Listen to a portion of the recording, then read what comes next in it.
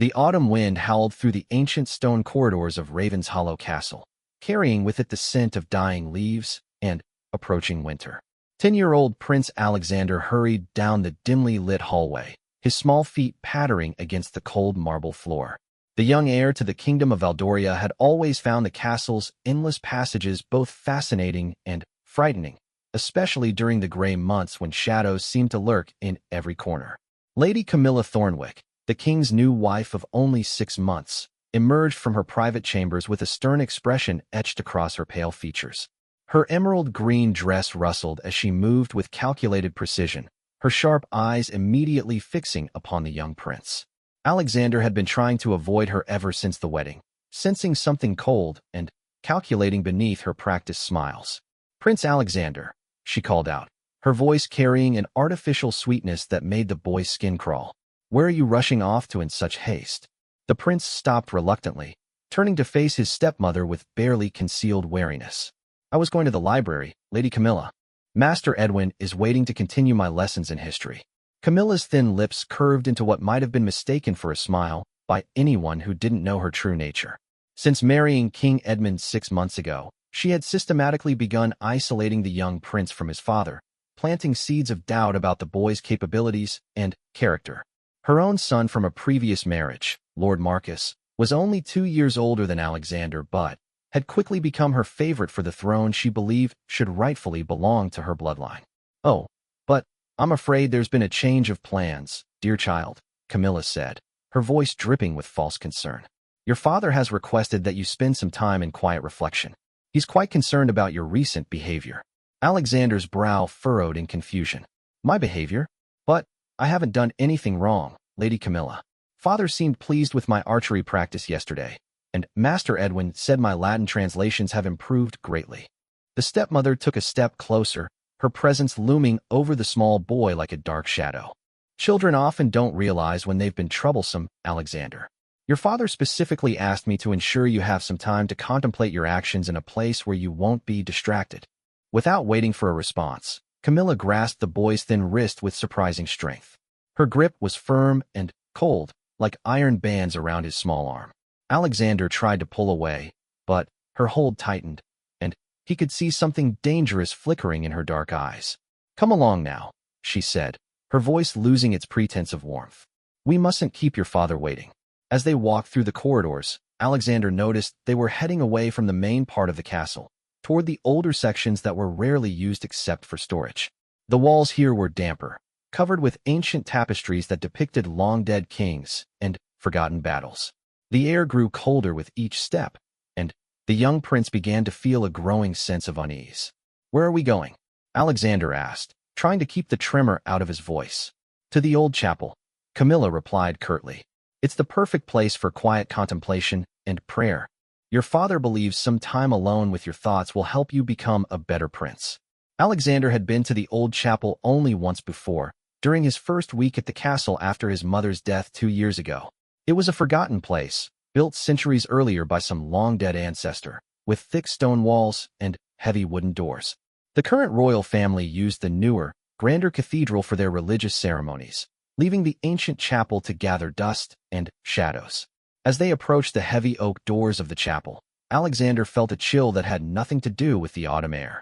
The iron hinges creaked ominously as Camilla pushed open the door, revealing the dark interior within. Weak afternoon light filtered through stained glass windows that were thick with grime and age, casting eerie colored shadows across the stone floor.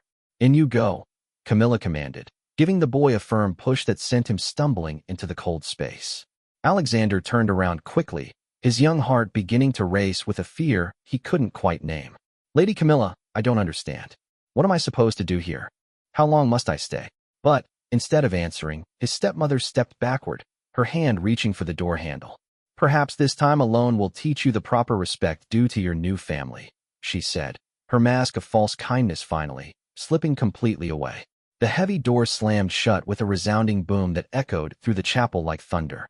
Alexander heard the distinctive sound of an iron key turning in the lock, followed by Camilla's footsteps growing fainter as she walked away down the corridor.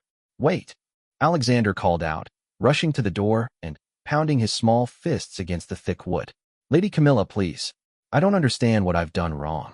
But there was no response except the hollow echo of his own voice bouncing off the stone walls. The young prince pressed his ear against the door, listening desperately for any sound of returning footsteps, but heard only silence.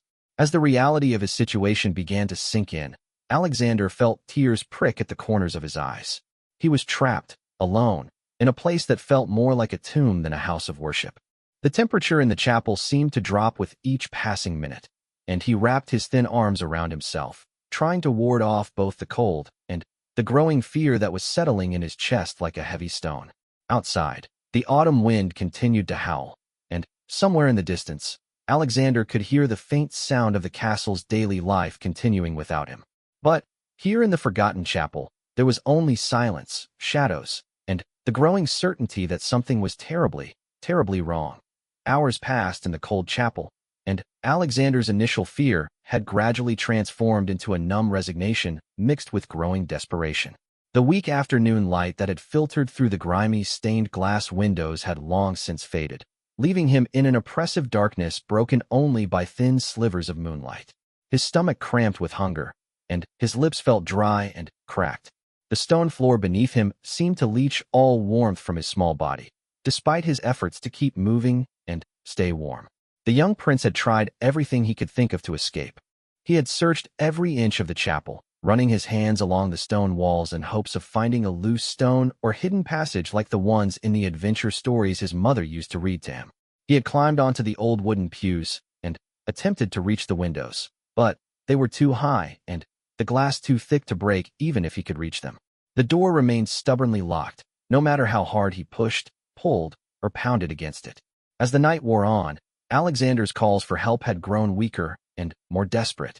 His throat was raw from shouting, and his hands were scraped and bruised from his futile attempts to find a way out. The chapel seemed to swallow his voice, absorbing his cries into the ancient stones as if they had been designed to keep secrets buried forever. Meanwhile, in the main part of the castle, King Edmund sat in his private study, reviewing diplomatic correspondence by candlelight. The ruler of Valdoria was a kind man, but one who had been overwhelmed by grief after his beloved first wife's death and desperate for companionship.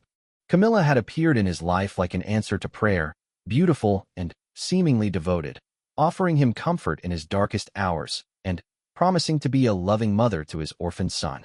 What the king didn't realize was how masterfully his new wife had been manipulating the situation from the very beginning.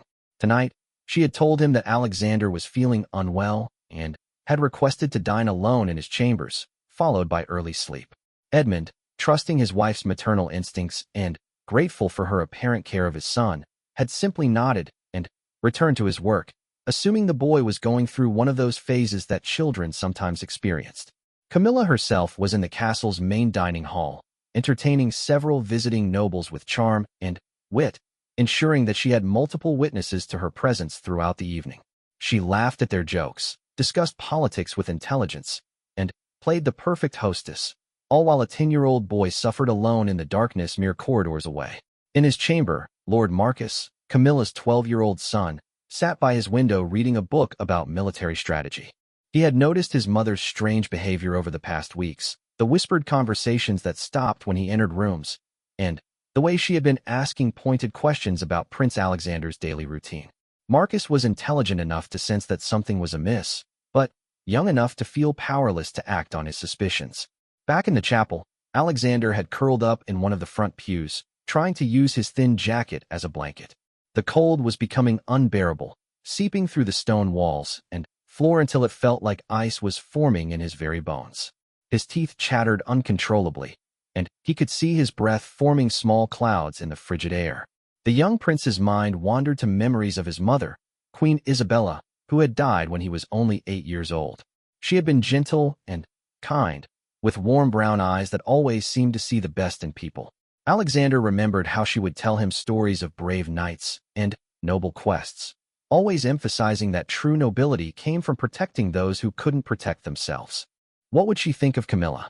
Alexander whispered to himself, his voice barely audible in the darkness. Even as a child, he had sensed something false about his stepmother's smiles and kind words. There was always something calculating behind her eyes, something that made him feel like a problem to be solved rather than a child to be loved. As the night deepened, Alexander's situation became increasingly dangerous. The old chapel had no heating system, and the thick stone walls that had been built to last for centuries were now trapping the cold inside like a tomb. The boy's body was losing heat faster than it could produce it, and hypothermia was beginning to set in. His movements became sluggish, his thinking clouded. Several times he dozed off, only to wake shivering violently when his body temperature dropped too low. During one of these semi-conscious moments, he thought he heard footsteps outside the chapel door, and his heart leaped with hope. He struggled to his feet and stumbled to the door, pressing his ear against the cold wood. "Hello," he called out weakly, his voice barely carrying beyond the thick barrier. "Is someone there? Please help me."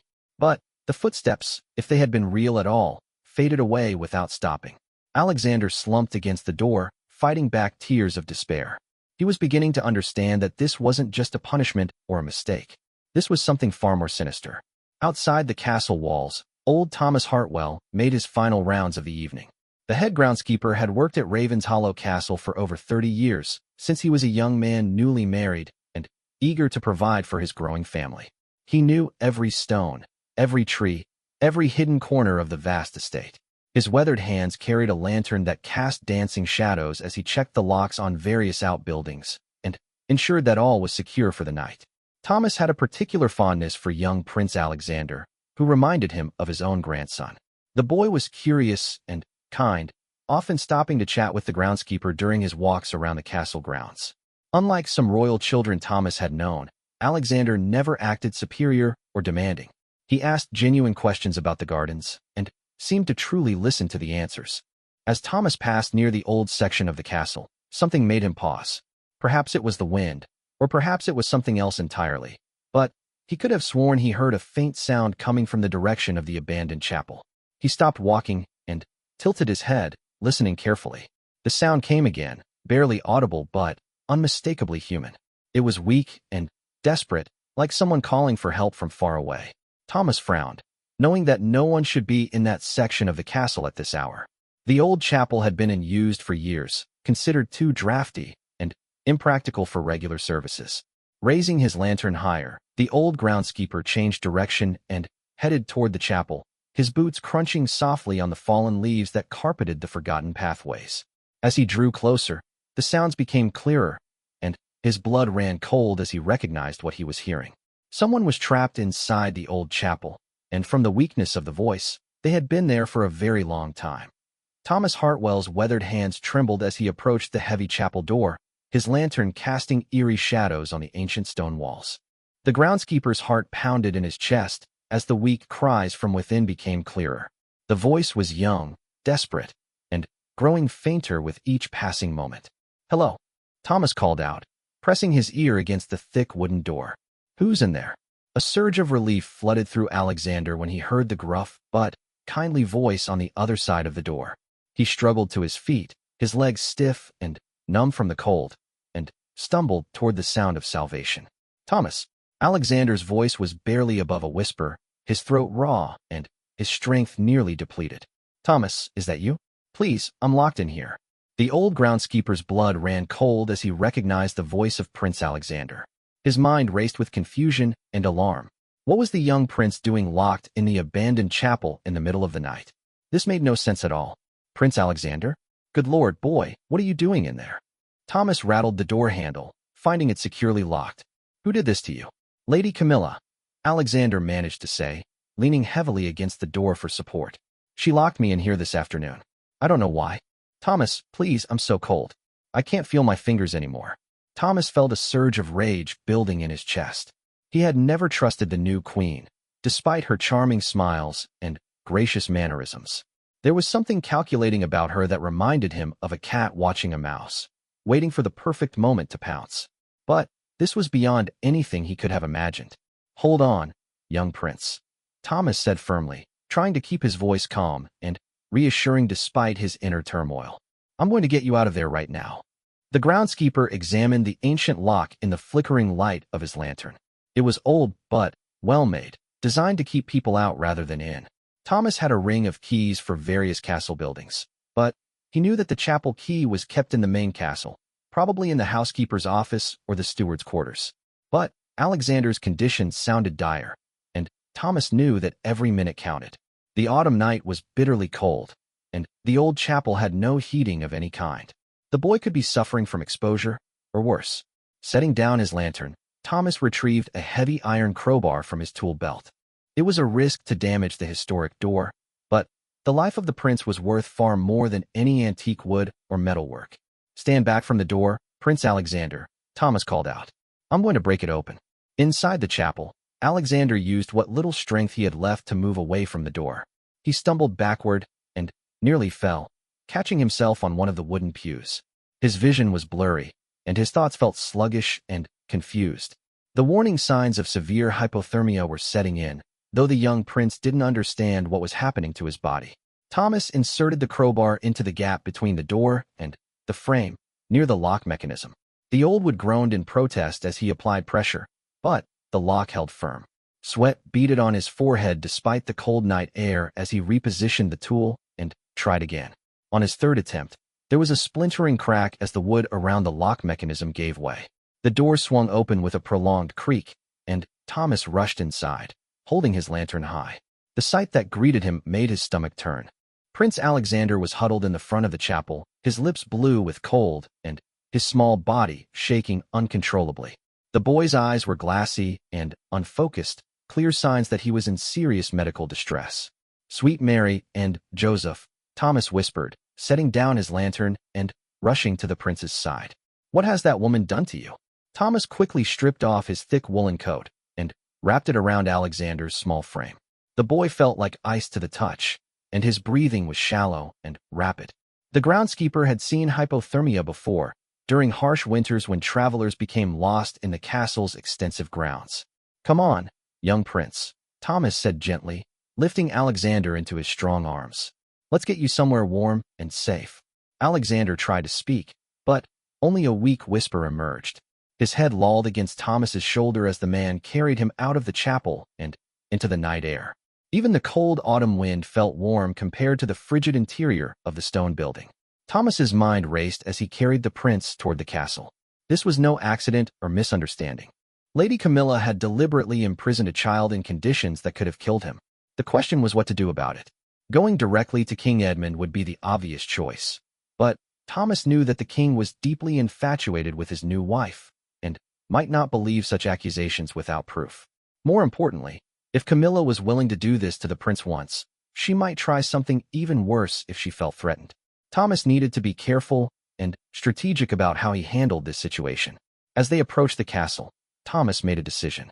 Instead of heading to the main entrance, he turned toward the servants' quarters. His own small cottage was attached to the castle's eastern wing, and he had a fireplace there where he could warm the prince safely while deciding on the best course of action.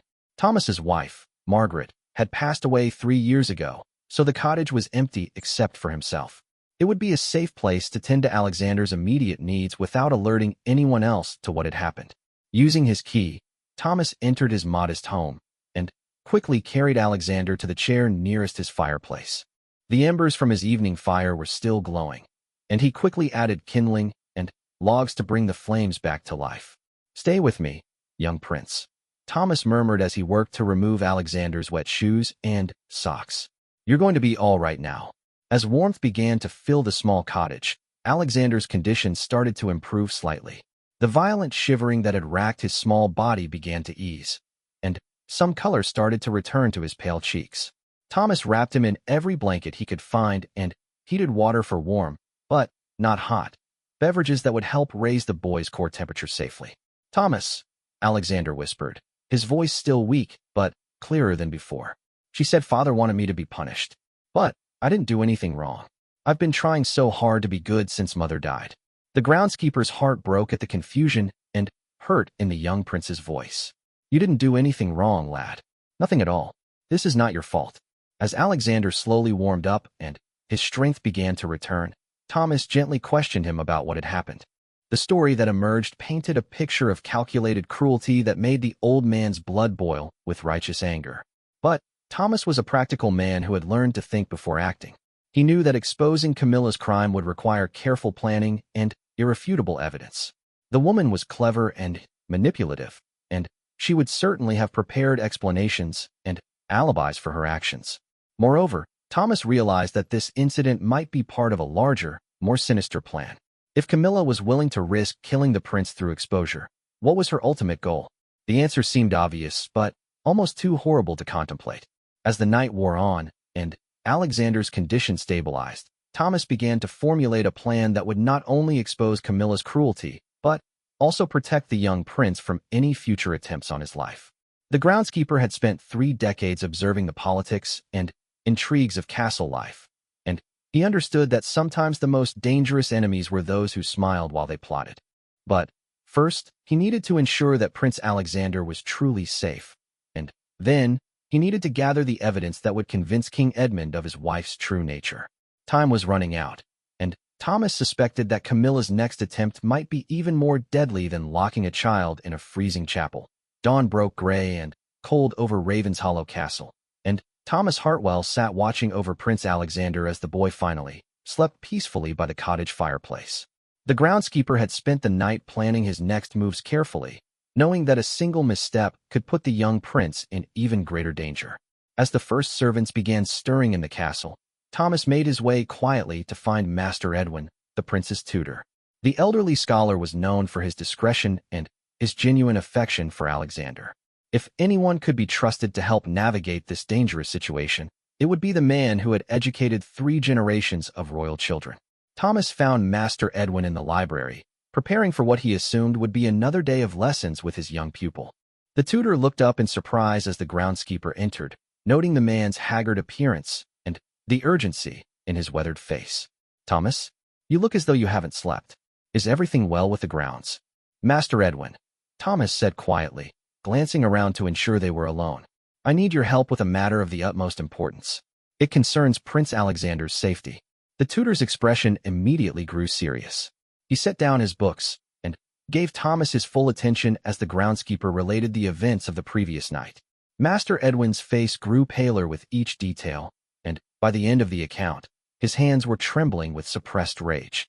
"This is monstrous," Master Edwin whispered. "But, Thomas, we must be extremely careful about how we proceed. Lady Camilla has positioned herself cleverly within the court. Many of the nobles see her as a stabilizing influence on the king, and she has been building alliances since the day she arrived." Thomas nodded grimly. "That's why I came to you first.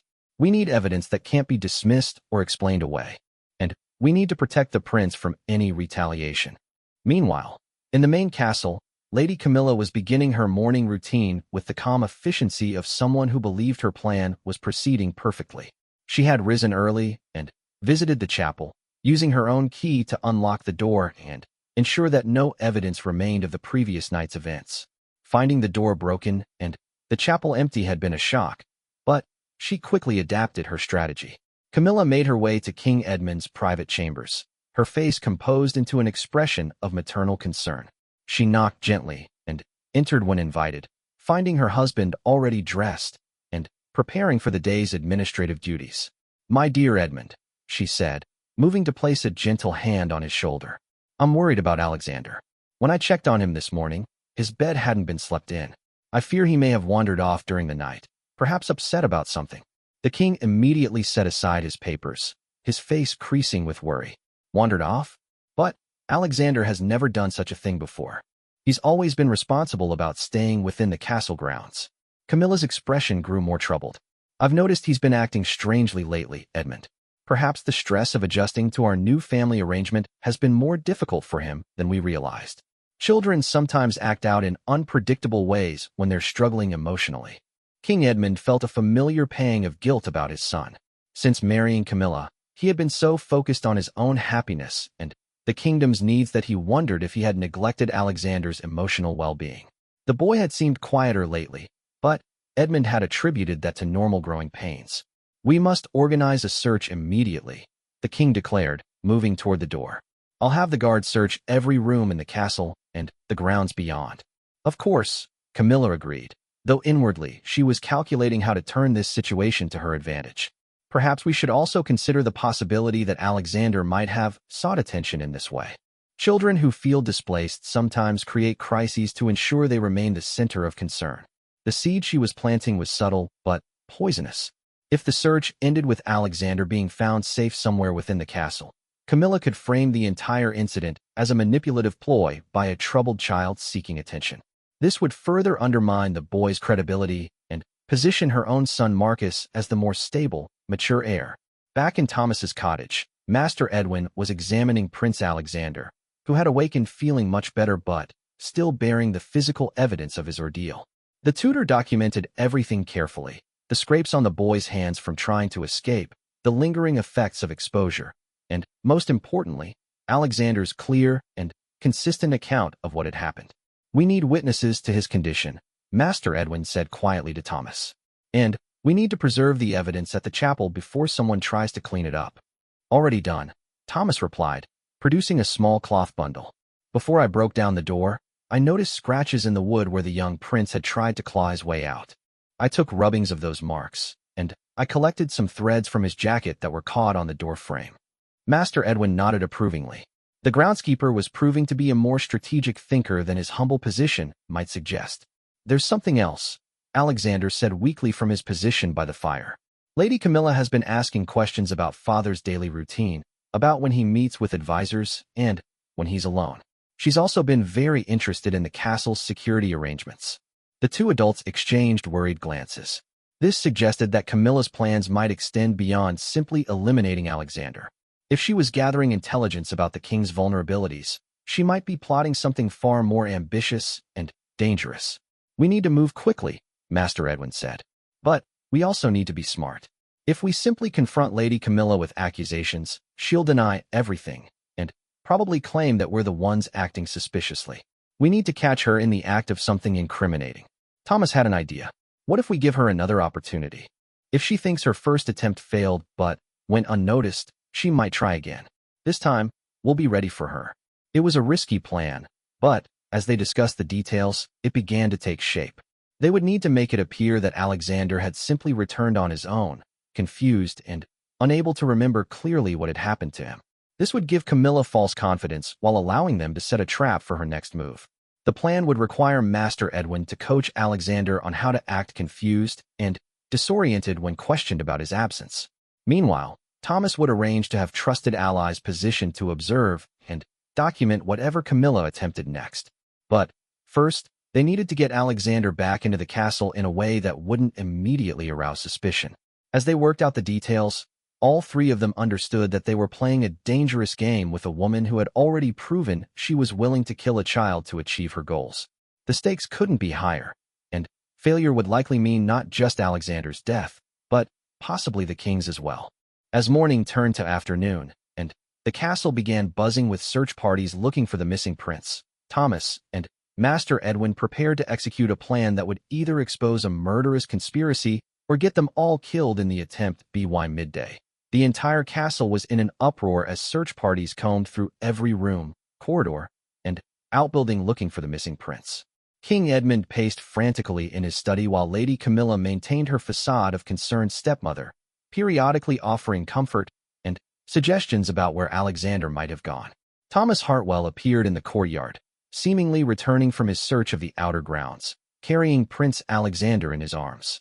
The boy had been carefully coached to appear disoriented and weak, though much of his condition was still genuine from his ordeal in the chapel. "Your Majesty," Thomas called out, drawing the attention of everyone in the courtyard. "I found him by the old mill pond, unconscious and half frozen." King Edmund rushed from the castle, his face a mixture of relief and panic as he saw his son's condition. "Alexander, my boy, are you all right?" Prince Alexander, following the plan he had rehearsed with Master Edwin, looked up at his father with confused, unfocused eyes. "Father? I don't remember how I got there. I remember feeling very cold, and then everything is blank." Camilla approached with what appeared to be genuine concern, but Thomas noticed how her eyes quickly scanned Alexander's condition, looking for any signs that he remembered what had truly happened. Her relief was subtle but visible when the boy seemed genuinely confused about his experience. "Poor child," Camilla murmured, reaching out to touch Alexander's forehead. "He's burning with fever now. We must get him to his chambers immediately and summon the physician." As they moved toward the castle, Camilla walked close to the king, speaking in low, concerned tones. Edmund, this behavior is deeply troubling. Healthy children don't simply wander off and lose consciousness. Perhaps we should consider that Alexander might be struggling with his mental state more than we realized. The seed of doubt was being planted expertly, but Thomas and Master Edwin were listening carefully to every word. This was exactly the kind of manipulation they had expected from her. Dr. Aldrich, the castle physician, examined Alexander thoroughly while the adults waited anxiously outside his chambers. The doctor was an old friend of Master Edwin's and had been quietly briefed about the real situation. When he emerged from the examination, he played his role perfectly. The prince shows signs of severe exposure to cold, Dr. Aldrich announced gravely. His condition suggests he was trapped somewhere without proper warmth for an extended period. This was not simply a case of wandering off and falling asleep outdoors. King Edmund's face darkened with concern. Trapped? What do you mean, trapped? The physical evidence suggests confinement in an enclosed space, Your Majesty. See these scratches on his hands. They're consistent with someone trying to claw their way out of a locked room or building. Camilla's composure flickered for just a moment, but she quickly recovered. Perhaps he was exploring somewhere he shouldn't have been and accidentally locked himself in an old shed or storehouse. But Master Edwin stepped forward with a leather portfolio containing the evidence Thomas had gathered. Your Majesty, I believe we need to examine the old chapel. Thomas discovered that the door had been forced open from the outside, and there are clear signs that someone was trapped inside for hours. The group made their way to the chapel, where the broken door and scratched wood told a clear story. Thomas pointed out the evidence he had documented, while Master Edwin presented the threads from Alexander's jacket that had been caught in the door frame. Furthermore, Master Edwin continued, producing a key from his robes. I discovered this in Lady Camilla's chambers while searching for any clues about Alexander's whereabouts. Camilla's face went white as she recognized the old iron key to the chapel. That's impossible. I have no idea how that got in my chambers. But King Edmund was beginning to see the pattern. His love for his new wife had blinded him to her true nature, but the evidence was becoming overwhelming. Camilla, I need you to explain how this key came to be in your possession. Realizing that her careful facade was crumbling, Camilla's demeanor changed completely. The mask of gentle concern fell away, replaced by cold calculation and barely contained fury. You want the truth, Edmund? She said, her voice taking on a sharp edge. Your precious son is weak and unfit to rule. He's a constant reminder of your dead wife, and he stands in the way of a stronger future for this kingdom. My son Marcus would make a far better heir. The admission hung in the air like poison, confirming everyone's worst fears. King Edmund stepped back from his wife as if she had struck him, his face a mixture of horror and heartbreak. You tried to kill my son, he whispered, the reality of her betrayal hitting him with full force. I tried to strengthen the kingdom, Camilla replied coldly. One weak link can destroy an entire chain. Alexander would have died quietly in his sleep from the cold, and everyone would have assumed it was a tragic accident.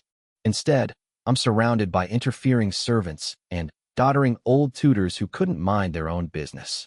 Thomas stepped forward, his weathered face set with determination. Your Majesty, with your permission, I have more evidence to present.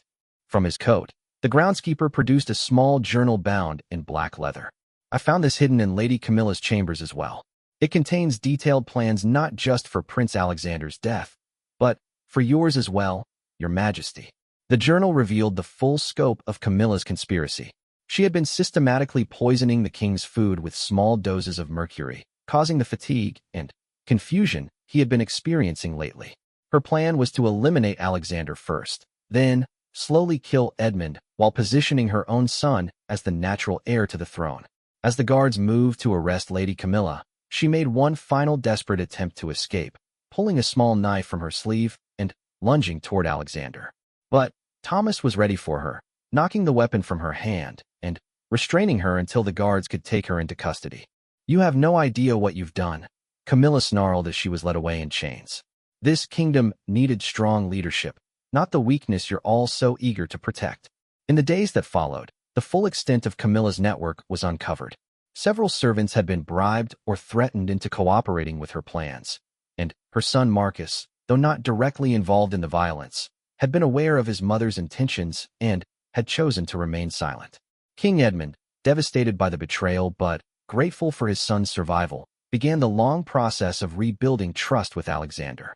The young prince, though traumatized by his experience, showed remarkable resilience and wisdom beyond his years. Thomas Hartwell was rewarded not just with gold and position, but with the king's eternal gratitude and trust. Master Edwin was appointed as the prince's primary guardian, ensuring that Alexander would never again be vulnerable to such manipulation. The old chapel was renovated and rededicated as a memorial to the courage of those who protect the innocent. A plaque was installed honoring Thomas Hartwell, whose keen ears and brave heart had saved not just a prince, but an entire kingdom from falling under the control of those who would use children as pawns in their quest for power.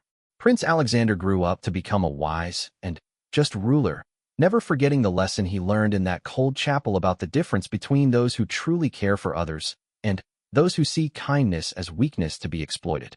The experience, terrible as it was, had taught him to value loyalty, courage, and the kind of quiet heroism displayed by a simple groundskeeper who chose to listen when others would have walked away. Years later, when Alexander became king, one of his first acts was to establish a network of protectors whose job was to watch over the vulnerable and ensure that no child would ever again suffer as he had suffered in the cold darkness of that forgotten chapel. The kingdom of Valdoria became known throughout the land as a place where justice protected the innocent and where true nobility was measured not by birth or title, but by the courage to do what was right when it mattered most.